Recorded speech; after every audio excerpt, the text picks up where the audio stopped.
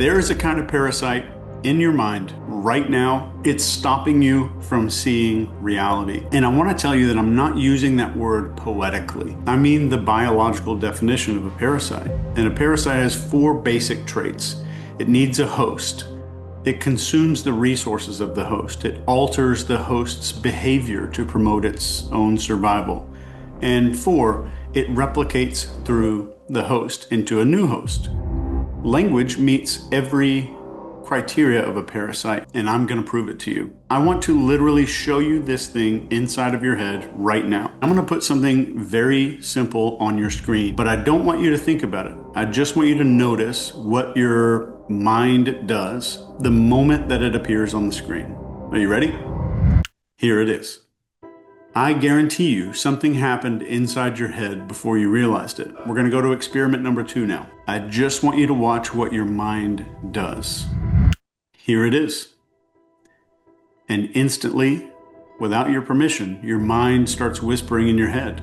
Mona Lisa, Da Vinci, famous painting, triangle, before your eyes were done looking. You didn't experience the thing first. Your brain named it first. Most people don't realize it, but this happens to our entire lives. We label emotions before we feel them. We label people before we get to know them. We label ourselves before maybe we get a chance to decide if something is true or not. Language is jumping in front of every experience and it's hijacking it. Let me show you just how deep this really goes. Your language doesn't just name things. Your language creates the categories of things that you see. As an example, different cultures divide the world in completely different ways. And because of that, they literally perceive different realities. If your language has no word for a certain color, your brain becomes way slower or even completely unable to see that color. The category shapes the perception. So your language isn't really describing your world, it's deciding what your world contains. We do not think with logic. We think with metaphors that we did not choose ourselves. Just think of like the metaphors that we live by. There's thousands that are programmed into our psyche. Time is money. Love is a journey. The mind is a container. None of these things are facts. They're metaphors that became little prisons for us. Every belief that you've ever held, every certainty, every fear, every limitation that you think is just who you are, was shaped inside of a language that you didn't choose. You didn't pick the categories, the metaphors to understand yourself. You didn't pick the metaphors you used to know who you are as a person. You inherited these things. If you grew up and you heard words like lazy or not enough or problematic or dramatic, quiet, difficult, shy, gifted maybe, smart, maybe broken, they didn't describe you, they became you. And the moment that someone labeled you, your mind built a world around that label, and the world became a huge cage. So language doesn't reflect your identity. It constructs the identity. In my opinion, the scariest part of that is once the construction of the identity is complete, we defend it like crazy. We protect the thing that is limiting us. We say things like, that's just my personality, or I've always been like this.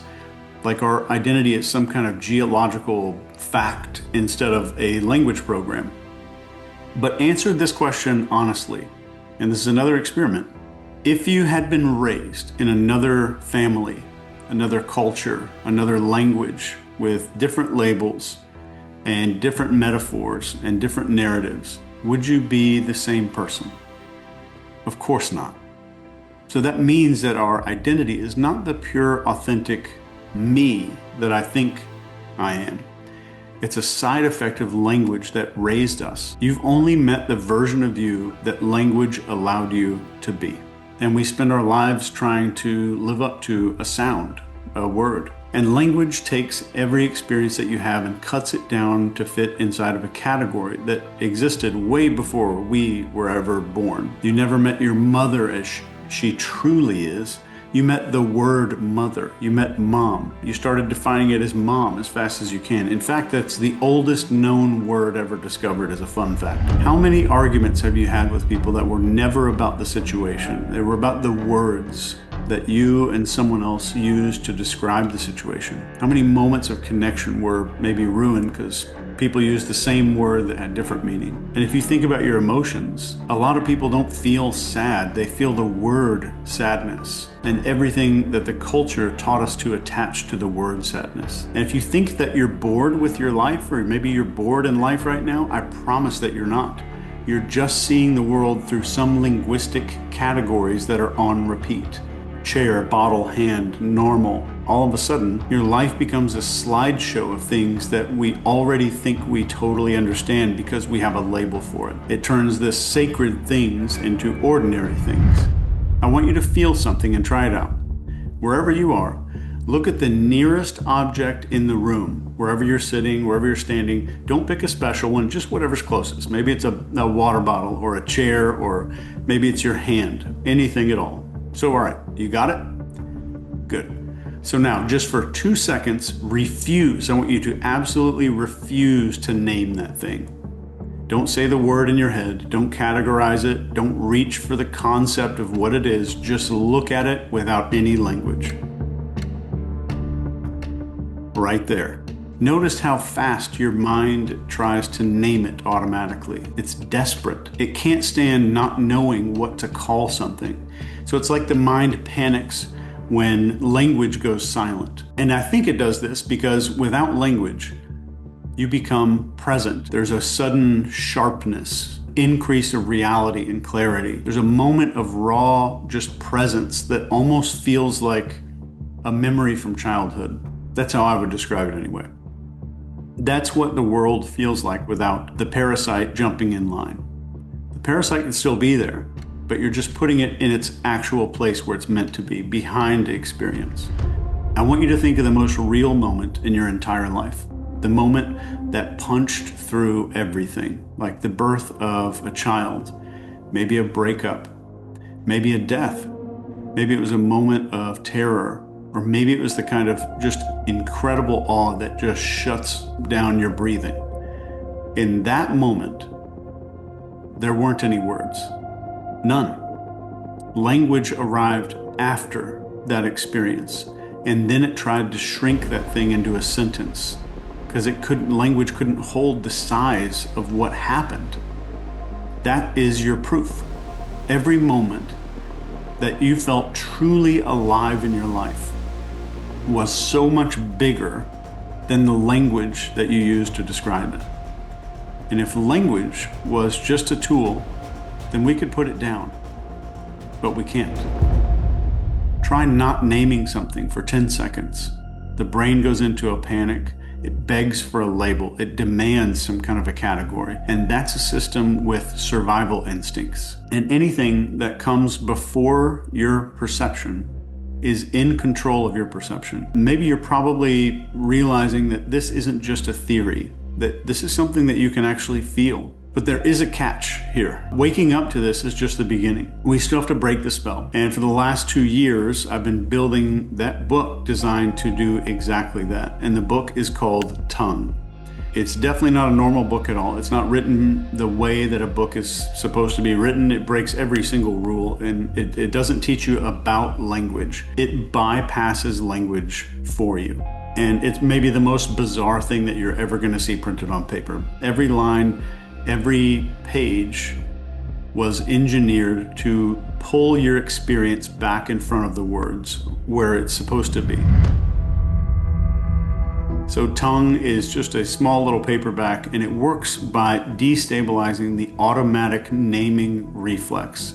It really does disrupt the parasite, and it forces your perception to show up first and your language to show up second. Some pages read you out loud in a way that you've never seen done in a book before. And some pages of the book glitch out your inner voice completely, and some pages collapse meaning on purpose so you can feel raw reality start bleeding through the cracks a little bit. It's a weird experience. It's very strange. It's not completely comfortable, but the book's written in a way that skimming through it will do absolutely nothing.